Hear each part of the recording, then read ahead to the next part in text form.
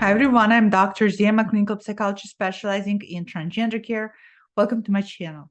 This video is specifically for young adults, anybody who is age 18 and up to age 28 years old, who is unsure about their gender identity, who's questioning their gender identity, who's wondering if maybe you are transgender, if maybe what's happening is really gender dysphoria or is it body dysmorphia. In other words, we're talking about a group of individuals between that age range who are really unsure. You feel maybe confused, uncertain. You just don't know where you land in terms of gender identity, or even what's going on with you. Is gender identity issue, or maybe an issue simply related to gender expression or gender role in your relationship to your gender role in regards to how the gender role parallels to gender assigned at birth. This video is not for young adults who know their gender identity. So if you know your gender identity and you know who you are, you of course can watch this video. But I just want to be very, very clear. This video and the tips that I'm going to recommend in this video, I tailored for young adults who are confused, who are not sure, who are uncertain. So let's get going. For starters, I would like to share with you some of the main reasons that may magnify the confusion, if you will, that you're experiencing, magnify and amplify the uncertainty that you feel. Now, we often say gender identity is your subjective sense of who you are in relationship to gender, and that is absolutely true. And a lot goes into that subjective sense. As I did in one of my videos, I believe gender identity in human beings is simply a byproduct of reconciling body and mind relationship, as well as the social environment we live in. As a result, the way we form and formulate our gender identity is affected by this biopsychosocial model. It's affected by your biology. It's affected what sense we make of that biology, which is definitely related to sexes, to biological sexes. When people, in fact, comment and say that sexes, how can you disregard sexes? I'm not disregarding sexes. They're an important part of gender identity, as well as psychologically, how you feel about yourself in relationship to gender, and even in relationship to your sex, and social environment, social strata in which you live, social strata in which you were born. It's all going to have an effect. This is why we see gender dysphoria manifest differently today than it did 100 years ago, because the culture is shifting, the environment is shifting, the way we talked about gender is shifting, our understanding of sexes and gender and everything else, all those forces is also shifting. So for starters, it's really important to acknowledge that for young adults today, you're existing in a world that is inundated with gender language. As young adults, you're already born in a world where there's more gender vocabularies, there's more understandings, there's more writing about it, there's more research about it. And because that is part of your social environment, that is inevitably going to make you stop and ponder what's your relationship to your gender identity is. And because there's so much of information out there, and there's so much misinformation out there, that's going to add to confusion that you already feel. It is very common today for young adults who feel confused. Again, I'm talking about two groups of individuals who are very confused, who feel confused and uncertain, to not being sure how much of this is gender dysphoria, how much of this is gender dysmorphia, how much of this is I just maybe want to modify my expression, how much of this is maybe I want to modify my gender role, how much of this is, hey, I feel like I'm trans, but I'm only interested in social transition. There's so much information and misinformation out there that it just adds to confusion for you to figure out when you're feeling that much confusion. For young adults especially, who don't have early childhood onset of gender dysphoria, meaning you don't have a history of experiencing gender dysphoria early in childhood, or perhaps even at the onset of puberty, that's going to make you even more confused, because you're looking back and you're thinking, well, I don't really have this history, and I'm 18 or maybe 20 or 25, and I just woke up and I'm questioning my gender. How could it be?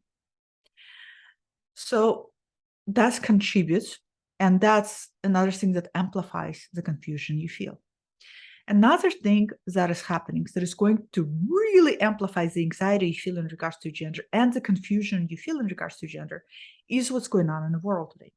As I said in my other video, what's happening in the world is that on one end of a spectrum of thinking, we have individuals who strongly think that sex equals gender, and the gender has to be anchored to sex, and there's no other gender variability that exists, and that in fact, young adults should not be socially exploring themselves or exploring their gender, because that's just going to brainwash you with this ideology. So this end of a spectrum, you have a strong pull that's saying, get over yourself, right? You're just gender that you're assigned at birth, and that's it. Stop being brainwashed by this transgender ideology, which is, by the way, it's not an ideology. It's a fact. There's people who are trans. It's really not. It's not an idea. And then on the other end of a spectrum, there are individuals who are, there's of course a lot of gender variability, which is true, but who are also very strong proponents of you questioning your gender, and maybe some people might call some extreme on this end, not everybody, but some extreme, like a transmedicalism and pushing people into medical transition. So there's a little bit of extreme in some corners happening, not in all, of course, where people are saying that if you're questioning your gender, then you must be trans. If you're questioning your gender, you're questioning your gender. If you're confused and you're questioning your gender, you have yet to figure out what that questioning really means for you. Because there's this tensions on both poles. You as young adult feeling additional confusion because you're starting to feel pressure.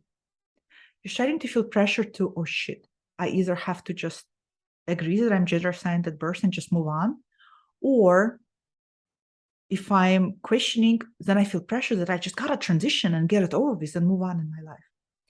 So this pressure, this anxiety is not leaving enough room for socially explore yourself. So that adds additional stuff to the confusion. So not only are you feeling confusion because of the world you live in today and the language that you have that starts to help you introspect into who you are in regards to gender, which I think is a wonderful thing, but you're also having confusion because of these two polarities. And for a lot of you who don't have early childhood onset of gender dysphoria, it's going to magnify. So I have so many young adults who reach out to me who just suddenly started to question their gender identity and they don't know what to do. Should I start hormones? Would hormones be helpful? Would hormones be telling for me if I'm trans? Should I do this? Should I do that? I'm going to give you my professional suggestion that I give any young adult that is confused or uncertain or unsure. Again, if you're certain and you're sure, then this advice may not be applicable for you. My suggestion, if you're age 18 and 28 and you're confused and you're uncertain, and there's so many other things going on in your lives that may be contributing or magnifying that uncertainty, what I really recommend, highly recommend, is social immersion. Social immersion or social transition or exploration. You can name it for anything you want. In other words, start doing things that are not medical and not surgical for you to start getting in touch with different gender identities. In order to get a feel what feels right, in order to get a feel what feels like you. A lot of young adults I see haven't had adequate time to explore themselves.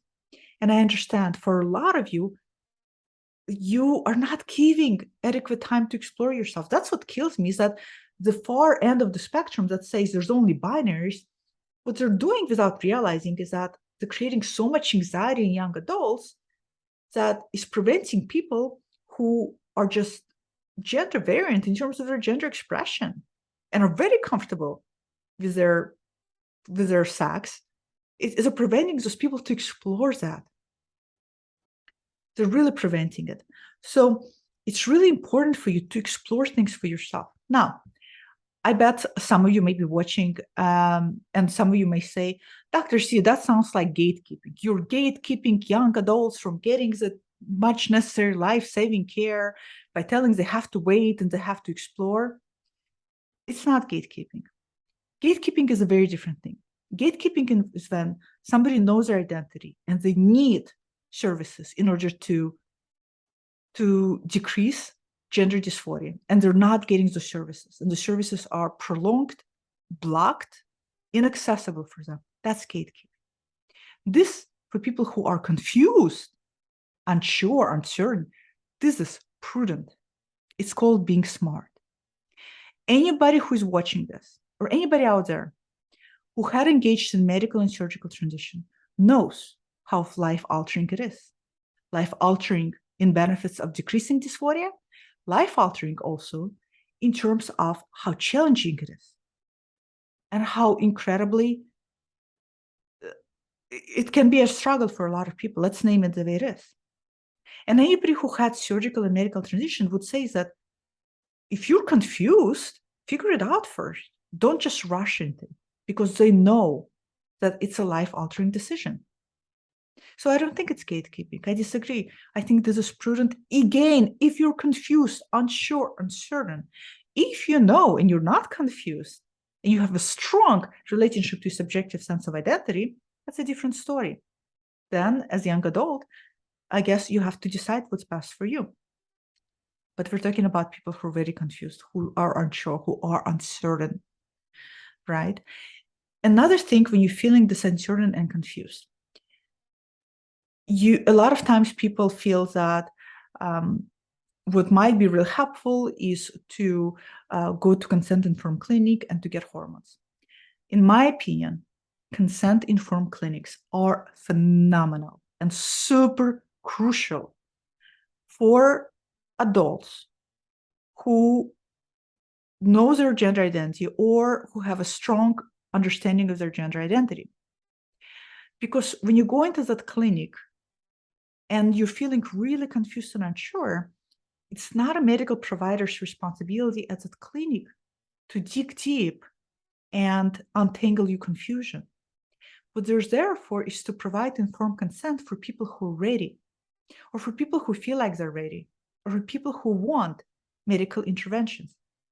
It's for those providers to sit down with those people and to say, okay, let me tell you what are the pros, what are the cons, what are your goals, do you have any questions for me?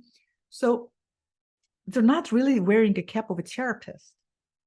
That's, I think, another thing that adds confusion to the mix, is that sometimes people feel they'll go there and they're feeling very confused and very uncertain.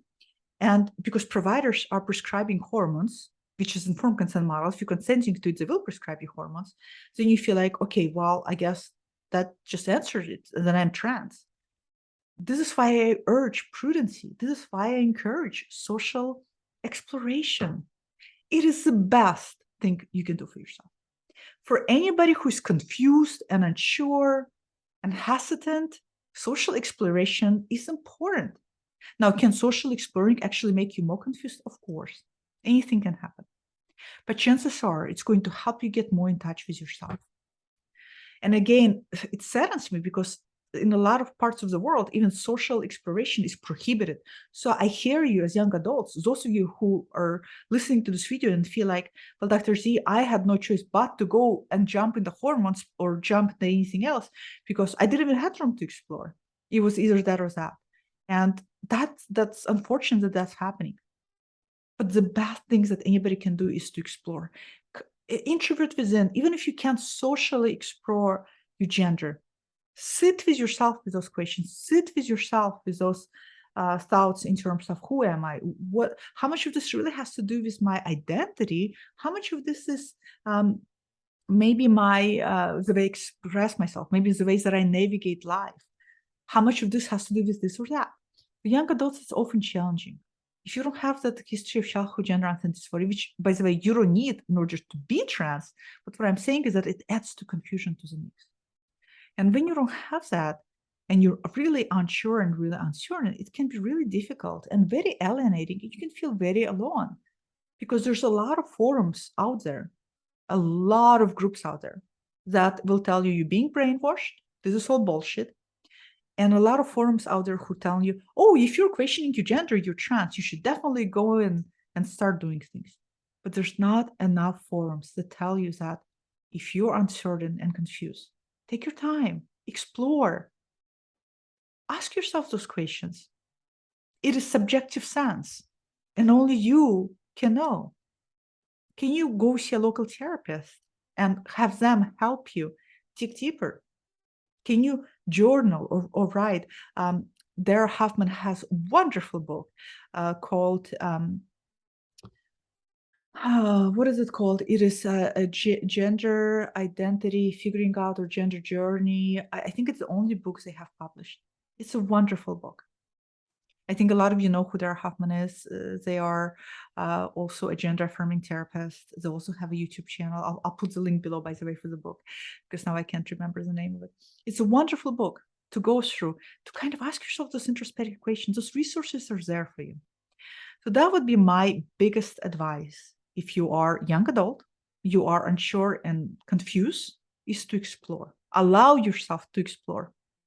And again, if people think this is gatekeeping, I strongly disagree. I think this is part of the process. If you're confused, if you're uncertain, medical and surgical are important part of transition for people who want those services to be part of their transition, and two, for people who more certain about their gender identity, and also for people who know what they're looking for. But I think for people who, I strongly believe for people who are very confused and very uncertain, this is the best route to go. And you'll feel so much better as a young adult once you have more stronger sense of your identity through exploration, to then go into other gender-related services. And the reason why you'll feel so much better is because you'll feel confident and affirmed in yourself. And you'll be much better equipped to deal with opposition, maybe from your parents since young adults, maybe opposition from society, maybe any other opposition, because you will know you have done your inner work and you'll trust yourself.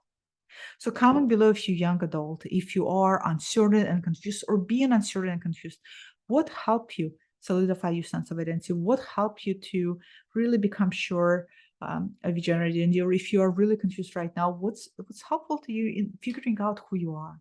Comment below, let me know, and I'll see you all next time. Bye.